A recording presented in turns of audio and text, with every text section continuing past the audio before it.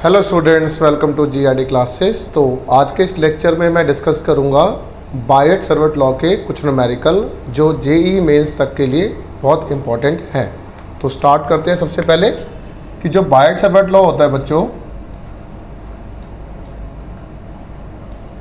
बायट-सर्वट law के according किसी भी एक वायर के थ्रू, कंडक्टर के थ्रू, कंडक्टिंग वायर है, दिस इज एक्स वायर, और किसी आर डिस्टेंस पर हमें अगर मैग्नेटिक फील्ड निकालना है तो वो किन्हीं कंडीशंस पे डिपेंड करता है। तो ये जो कंडीशंस है, तो मैग्नेटिक फील्ड जो होगा बच्चों यहाँ पर क्रॉस होगा। क्यों होगा?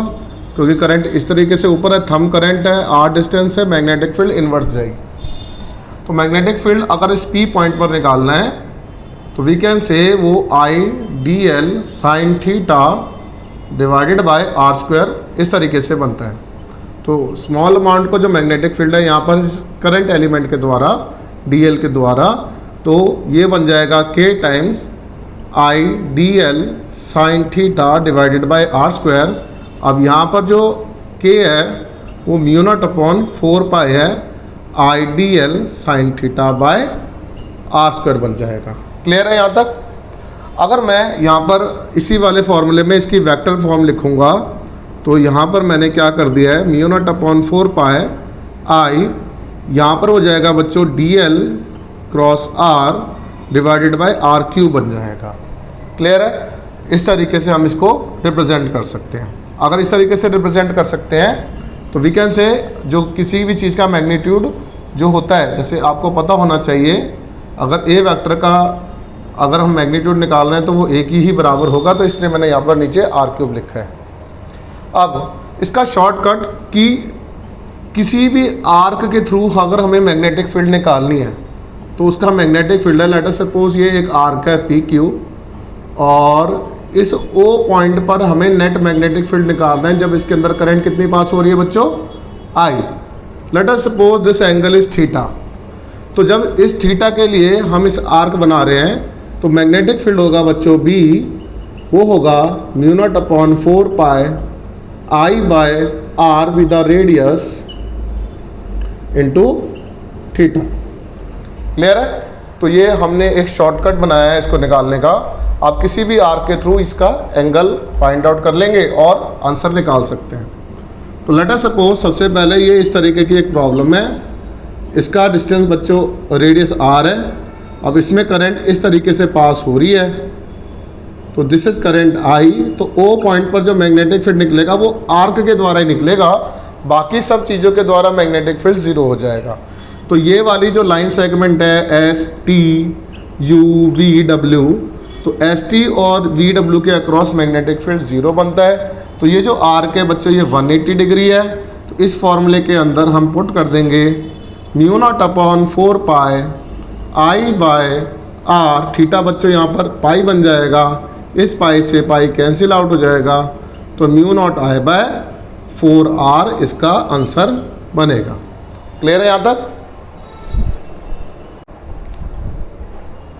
अब हमारे पास जो नेक्स्ट क्वेश्चन है उसमें ये कहता है कि अगर मान लिया जाए ये इस तरीके से सर्कुलर आर्क है और इसका रेडियस आर है, तो एक सर्कुलर आर्क से बनने वाला मैग्नेटिक फील्ड ओ पॉइंट पर कितना होगा? तो इसकी डेरिवेशन तो करनी ही है। सेंटर पे जब हम मैग्नेटिक फील्ड निकालते हैं उसका रिजल्ट आप सही बच्चों को याद भी होगा, मैंने डेरिवेशन भी कराई है। बट अभी हमारा करंट कैसा है? इस तरीके से क्लॉकवाइज है, तो मैग्नेटिक फील्ड इन्वर्स है, तो यहाँ पर तो हम अभी क्रॉस बना देंगे। ठीक है? अब इस फॉर्मूले के अकॉर्डिंग हम शॉर्टकट निकाल के इसका आंसर निकाल सकते हैं। Mu naught upon 4 pi I by r, theta की वैल्यू बच्चों 2 पाई है। अब इस पाई से पाई कट जाएगा, 2 से 2, which is equals to mu not I by 2 r आ जाएगा, which is our required result. I hope clear हुआ? अब ये इस तरीके से ये एक आर्क है और ये वायर इस तरीके की शेप में है, इसमें करंट बच्चों आई है। अब हमसे पूछ रहा है S T U V W, इसके अक्रॉस टोटल क्या निकालना है बच्चों? हमें मैग्नेटिक फील्ड निकालना है ओ पॉइंट पर, और इसका रेडियस बच्चों कैपिटल आर है। तो सबसे पहले हम इस आर्क का एंगल देख लेते हैं कितना होता है। कितना एंगल है बच्चों? तो आप बोलोगे pi by 2, pi by 2, pi by 2, you can say 3 pi by 2। तो थीटा की वैल्यू कितनी हो गई? 3 पाई बाय 2। अगर यहाँ पर थीटा की वैल्यू पता चल जाती है तो इस थीटा में वैल्यू पुट कर देंगे, mu naught upon 4 pi I by r, theta की जगह 3 पाई बाय 2 पुट कर देना है। इस पाई से पाई कैंसिल आउट हो जाएगा, तो 3 by 8 mu not I by r बन जाएगा। समझ में आया ये? और आज सब बच्चों के लिए एक क्वेश्चन है, ये आज सभी बच्चों को करना है कि सो दैट आपका ये वाला पार्ट क्लियर हो जाए। ठीक है, ये वाला जो है बच्चों रेडियस आर है और यहाँ पर जो रेडियस है वो 2r है। ठीक है, अब ये इस तरीके से चल रहा है। ये पॉइंट वो है, इसका नाम है P Q S T U V. तो इसके अक्रॉस मुझे नेट मैग्नेटिक फील्ड निकालो ओ पॉइंट पर।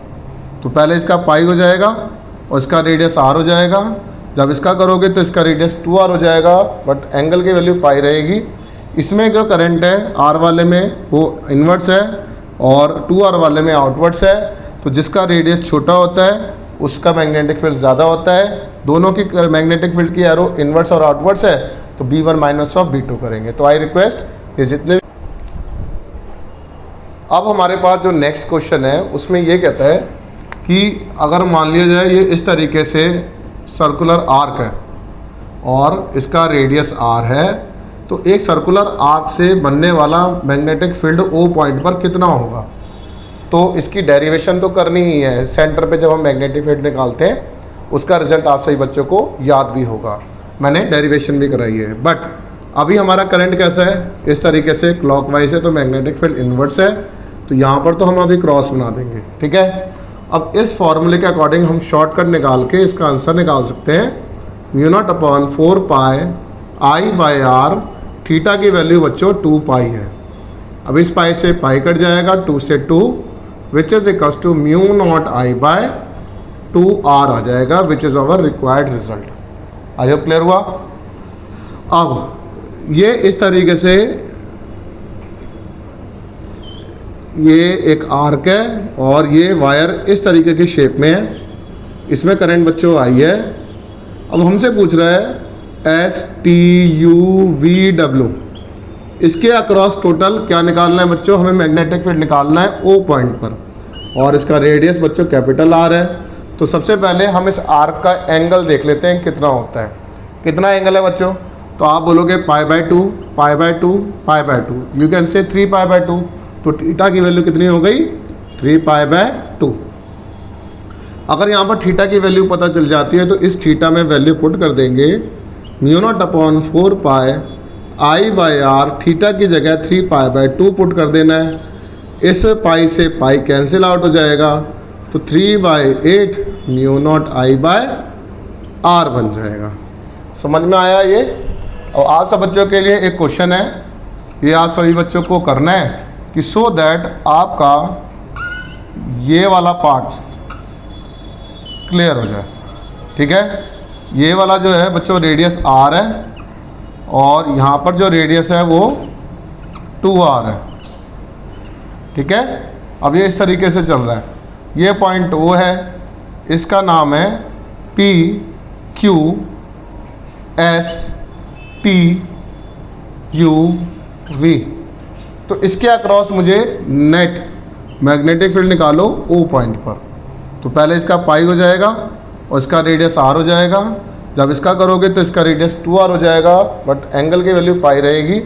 इसमें जो करंट है r वाले में वो इन्वर्स है और 2r वाले में आउटवर्ड्स है। तो जिसका रेडियस छोटा होता है उसका मैग्नेटिक फील्ड ज़्यादा होता है। दोनों की मैग्नेटिक फील्ड की एरो इन्वर्स और आउटवर्ड्स है, तो B1 माइनस ऑफ B2 करेंगे। तो आई रिक्वेस्ट ये जितने भी क्वेश्चंस करें इनकी प्रैक्टिस करिए। Thank you very much.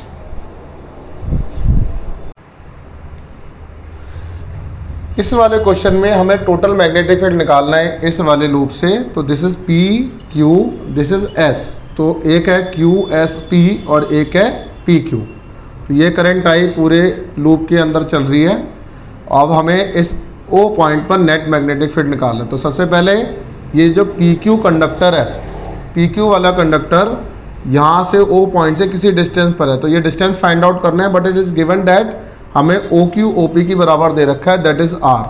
तो कैसे निकालेंगे ये perpendicular distance? This is r perpendicular, तो cos 30 की वैल्यू निकाल सकते हैं आप, that is base upon hypotenuse r perpendicular by r. तो बच्चों आर परपेंडिकुलर जो हो जाएगा वो आर cos 30 हो जाएगा, तो we can say r perpendicular की वैल्यू आ जाएगी √3/2 आर। अगर यहाँ तक क्लियर होता है तो अब ये इस तरीके का जो स्ट्रेट वायर है, that is infinity long wire का हमें रिजल्ट याद है, तो उसका यूज़ करते हुए अगर मैं इसका मैग्नेटिक फील्ड B1 मान लेता हूँ, तो μ0/4π I/r इंटू थीटा। सभी को पता है ये वाली बात।